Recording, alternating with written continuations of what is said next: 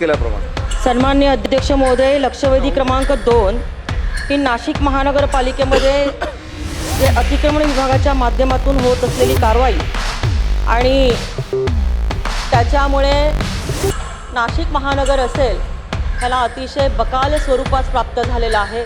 नाशिक शहरामध्ये पुढच्या 1.5 वर्षामध्ये सिंहस्थ कुंभमेळ्याचं नियोजन होणार आहे। सन्माननीय अध्यक्ष महोदय, माननीय मुख्यमंत्री महोदय, कुंभमेळ्याच्या नियोजनामध्ये अतिशय चांगल्या पद्धतीने बारकाईने लक्ष देऊन महानगरपालिकेमध्ये असलेल्या रस्ते असतील किंवा इतर विकास कामांसाठी मोठ्या प्रमाणामध्ये निधी देत असताना आज शहरामध्ये जर आपण परिस्थिती बघितली तर अतिक्रमणाच्यामुळे मोठ्या प्रमाणामध्ये वाहतुकीला अडचणी निर्माण होत आहेत। सन्माननीय अध्यक्ष महोदय, नाशिक महानगरपालिकेकडून ह्या जे काही उत्तर ह्या ठिकाणी या लक्षवेधीला देण्यात आलेलं आहे ते अत्यंत थातूरमातूर देण्यात आलेलं आहे। सन्माननीय अध्यक्ष महोदय, नाशिक महानगरपालिकेने आज अतिक्रमण काढण्यासाठी त्या अतिक्रमण विभागाच्या एका खाजगी कॉन्ट्रॅक्टरला कॉन्ट्रॅक्ट दिलेला आहे आणि त्यांच्या माध्यमातून पर अवर बेसिसवरती ते अतिक्रमण काढलं जातं आहे। सन्माननीय अध्यक्ष महोदय, हे अतिक्रमणाच्या बाबतीमध्ये अशा पद्धतीने खाजगीकरण केलेलं असताना प्रश्न असे निर्माण होतात की एखाद्या ठिकाणी अतिक्रमण काढल्यानंतर दुसऱ्याच दिवशी त्या ठिकाणी परत अतिक्रमण होत आहे। सन्माननीय अध्यक्ष महोदय, हा पैशांचा अपव्यय आहे, कारण पहिल्या दिवशी जर त्या ठिकाणी अतिक्रमण काढल्यानंतर